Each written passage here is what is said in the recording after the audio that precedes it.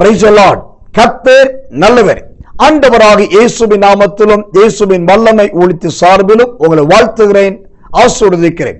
ஆண்டவராகிய இயேசுவின் அழகும் அதன் அர்த்தங்களும் என்ற தலைப்பிலே நீண்ட நெடிய அநேக செய்தியை இயேசுவின் சரீரத்தின் ஒவ்வொரு அவயவங்களை குறித்து நாம் பார்த்தும் கேட்டும் தியானித்தும் வருகிறோம். கர்த்தர் நல்லவர். அதற்காக தேவனை துதிக்கிறேன். அதன்படி இன்றைய தினம் இயேசுவின் சாயல் என்பதை குறித்து நாம் பார்க்க போகிறோம்.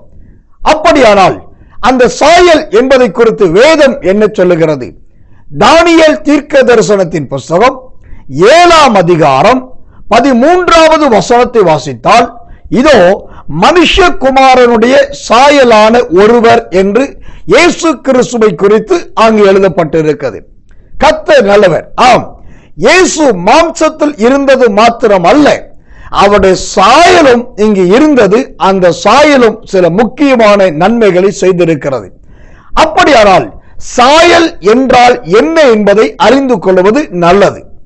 பிலிப்பியர் புஸ்தகம் 2ஆம் அதிகாரம் 7 மற்றும் 8வது வசனங்களை வாசித்தால், சாயல் என்று சொன்னால் ரூபம் என்று சொல்லப்பட்டிருக்கிறது. கர்த்தர் நல்லவர். அப்படியானால் ரூபம் என்றால் என்ன? எசேக்கியேல் தீர்க்க தரிசனத்தின் புஸ்தகம் 10ஆம் அதிகாரம் 10வது வசனத்தை வாசித்தால், ஒரே சாயலை காணப்படுவதுதான் ரூபம். 2 பேர் இருப்பார்கள், ஒரு போல் காணப்படுவார்கள். அல்லது இங்கு ஒரு உருவம் இருக்கும், அங்கு ஒரு நிழல் இருக்கும். இது ரெண்டும் ஒன்று போல் இருக்கும். அதற்கு பெயர்தான் ரூபம். அந்த ரூபத்துக்கு பெயர்தான் சாயல். கர்த்தர் நல்லவர். இதைத்தான் யோபு மிக நுணுக்கமாய் சொன்னார், ஒரு உரு போல் தோன்றினது என்று சொல்லி. சாயல் என்றால் ரூபம், ரூபம் என்றால் உரு. அந்த உருவம் ரூபம் தான் சாயல். கர்த்தர் நல்லவர். அப்படியானால் சாயலால் உண்டாகும் நன்மைகள் என்ன? அந்த சாயல் என்ன நன்மையை கொண்டு வரும்? என்னாகமத்தின் புஸ்தகம் 12ஆம் அதிகாரம் 8வது வசனத்தை வாசித்தால் வேதம் சொல்கிறது, மோசே தேவனின் சாயலை கண்டான். கர்த்தர் நல்லவர். அவன் தேவனை கண்டான் என்று சொல்லப்படவில்லை, தேவனின் சாயலை கண்டான். கர்த்தருடைய நாமத்துக்கு மகிமை உண்டாவதாக. அதனால் உண்டான விளைவு என்ன? என்னாகமத்தின் புஸ்தகம் 12ஆம் அதிகாரம் 3வது வசனத்தை வாசித்தால், 1, மிகுந்த சாந்த குணமுள்ளவனாய் மாறினான். 2வதாக அதே என்னாகமம் 12ஆம் அதிகாரம் 7வது வசனத்தை வாசித்தால், 2வது அவன் உண்மையுள்ளவனாய் மாறினான்.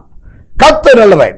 என்னாகமம் 12ஆம் அதிகாரம் 8வது வசனத்தை வாசித்தால், 3வதாக அவன் தேவனை முகமுகமாய் தரிசித்தான்.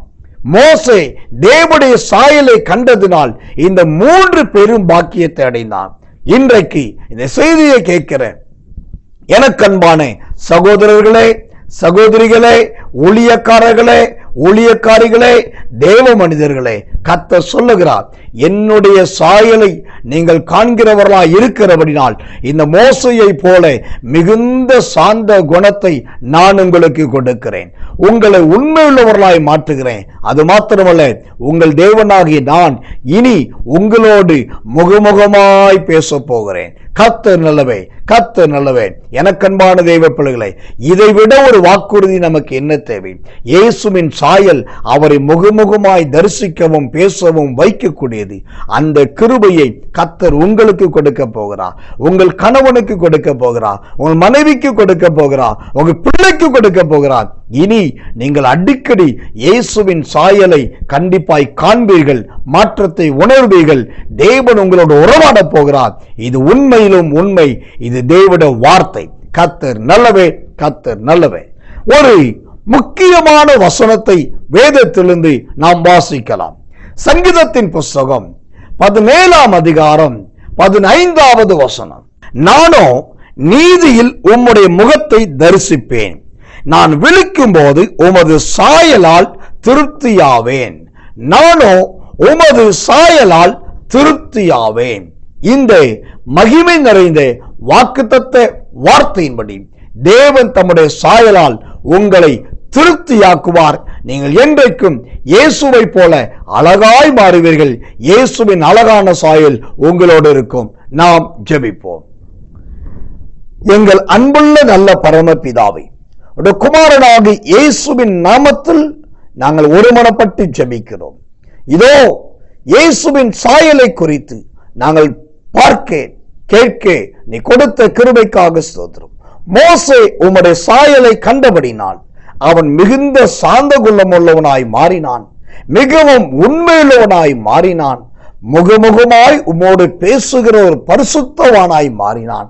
அதை போல இந்த செய்தியை கேட்டு பார்த்த உடைய பிள்ளைகள் மேல் உம்முடைய சாயல் உண்டாகி இவர்கள் ஒவ்வொரு நாளும் மோசையை போல உம்மோடு முகமுகமாய் பேசுவார்களாக, உம்முடைய தரிசனத்தை இவர்கள் காண்பார்களாக, நீர் அவர்களுக்கு வெளிப்படுவீராக. கர்த்தருடைய கிருபை தாங்கட்டும். நீ ஜெபத்தை கேட்டதற்காக ஸ்தோத்திரம். இவர்கள் ஒவ்வொருவரும் உம்மை போல ஒரு அழகான சாயலாய் மாறினதுக்காக ஸ்தோத்திரம். இயேசுவின் நாமத்தில் ஜெபிக்கிறோம். ஜெபம் கேளும் ஜீவனுள்ள நல்ல பிதாவே. ஆமேன், ஆமேன், ஆமேன்.